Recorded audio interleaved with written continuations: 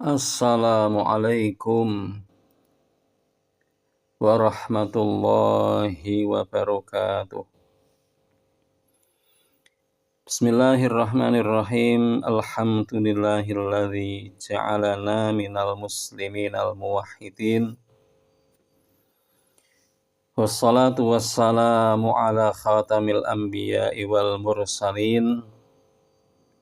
Nabiyina Muhammadin wa ala alihi wa sahbihi wa tabi'ina ajma'in, amma ba'd. Para Bapak Ibu yang dirahmati Allah, mari kita teruskan kajian HPT kita, dan insya Allah di kesempatan ini kita akan masuk pada kelanjutan dari bagian kedua tentang iman kepada Allah. Pada kitab Himpunan Putusan Tarjih Muhammadiyah atau HPT di Kitabul Iman,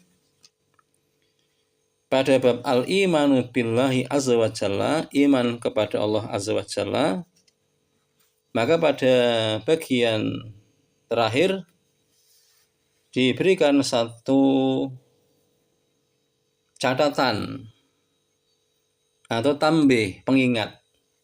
Bismillahirrahmanirrahim. Tambihun, perhatian atau peringatan, di mana diingatkan pada kitab ini ketika membahas masalah Allah, maka disebutkan ma kallafanallahu bil bahthi fil i'tiqadi bima la tasilu ilaihi uquluna. Allah tidak membebankan kepada kita dalam masalah i'tiqad dan keyakinan untuk membahas sesuatu yang akal kita tidak mencapai kepadanya. Maka hal-hal yang akal tidak bisa mencapainya, maka Allah tidak membebankan kita untuk membahas tentangnya. Mengapa? Li'anna aqlal insani, karena sesungguhnya akal manusia la yastati'u, dia yang tidak mampu ayyasila ila ma'rifatillahi, untuk mencapai kepada pengetahuan tentang Allah. Pengetahuan atau ma'rifat, pengenalan secara zati kepada Allah. Wa kaifiyati tisafihi, dan bagaimana tentang sifat-sifatnya, bisifatin, dengan sifat-sifatnya Allah. Tentunya akal tidak mampu untuk menggapainya. Fala yabhath anhu, maka janganlah seseorang membahas tentang masalah tadi itu. Jadi tentunya yang kita diperintahkan adalah untuk mentadaburi segenap yang Allah telah ciptakan dari kainat ini, yang kita dapati di alam ini. Bukan kemudian kita berpikir masalah zatnya Allah, kemudian esensi sifat-sifatnya, karena tentunya akal kita tidaklah mampu. Sebab tentunya akal ini punya sisi keterbatasan, ada dimensi ketidakmampuan, karena akal ini sifatnya adalah terbatas. Maka Nabi kita telah mensabdakan dari Ibnu Abbas, ada seorang yang berpikir masalah zatnya Allah. Kemudian Nabi bersabda, tafakkaru fi khalqillahi, berfikirlah kalian tentang ciptaan Allah. Wala tafakkaru fillahi, dan jangan engkau berpikir tentang Allah. Fa innakum lan taqdiru qadrahu, karena sesungguhnya kalian tidak akan mampu untuk menggapai tentang Allah Subhanahu wa ta'ala. Ini satu hadis yang disebutkan oleh sahabat Ibnu Abbas, yang tentunya bisa kita lihat pada kitab HPT pada sisi adillah, pada footnote yang ke-17. Nanti bisa Bapak Ibu presani pada kitab ini di footnote yang ke-17. Bahkan di lafal yang lain, tafakkaru fil khalqi wa tafakkaru fil khaliqi fa innakum lan taqdiruna qadrahu. Rahu Abu Syaikh. Berfikirlah kalian tentang makhluk, tentang ciptaan Allah, dan jangan kalian berpikir tentang khalik, karena sungguh engkau tidak mampu untuk bisa menggapainya. Hadisnya dari Imam Abu Syaikh. Jamaah sekalian. Kemudian disebutkan di sini akan sesuatu yang memang akal kita akan bisa meresapinya. Kenapa? Karena memang alam yang Allah ciptakan ini menunjukkan akan adanya Allah.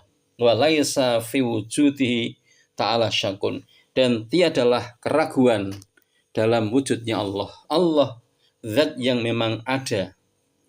Maka tidak ada keraguan. Sehingga Quran memberikan sebuah pertanyaan retoris. Di surat Ibrahim ayat yang ke-10 dikatakan, afillahi syakkun fatiris samawati wal ardi. Apakah tentang Allah ada keraguan?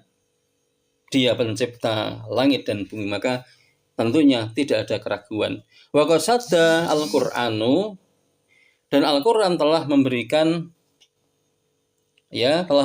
satu pembatas sebelumnya, telah memberikan usaha preventif sebelumnya.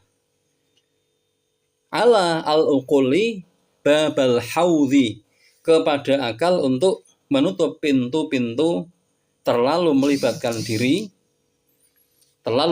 diri fima la tablughu al-madariku, pada hal-hal yang tidak bisa dicapai oleh pengetahuan akal. Di mana Allah berfirman pada Al-Qur'an, laisa kamitsli syai'un, tidak ada yang semisal dengan dia sesuatu apapun. Wa nassa ala anna quwatal aqli mahdudatun, dan telah dinaskan bahwa akal itu adalah terbatas. Wa annahu muhitun bin nasi fi qauli, dan sungguhnya dia, yakni Allah, meliputi kepada manusia. Allah tahu segala yang terjadi pada makhluknya. Allah meliputi kepada manusia. Allah tahu bahwa memang akal diciptakan dengan ada keterbatasan. Sedangkan Allah zat yang maha mengetahui, ya'lamu ma baina aydihim wa ma khalfahum wa la yuhituna bihi ilma.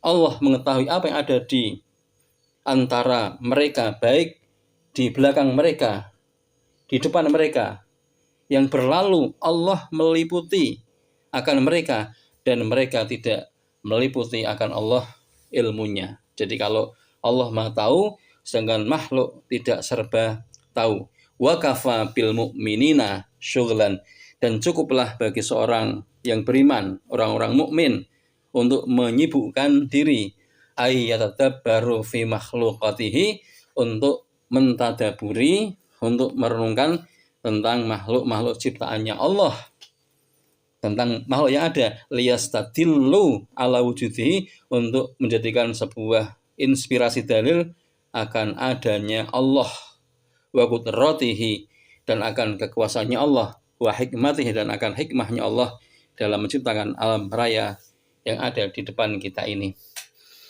Demikian para Bapak Ibu yang bisa kita sampaikan agar kita semakin kuat tentang iman kita, sehingga kita bertambah yakin kepada Allah, zat yang memang menciptakan alam, dan tentunya Allah zat yang wujudnya harus kita yakini.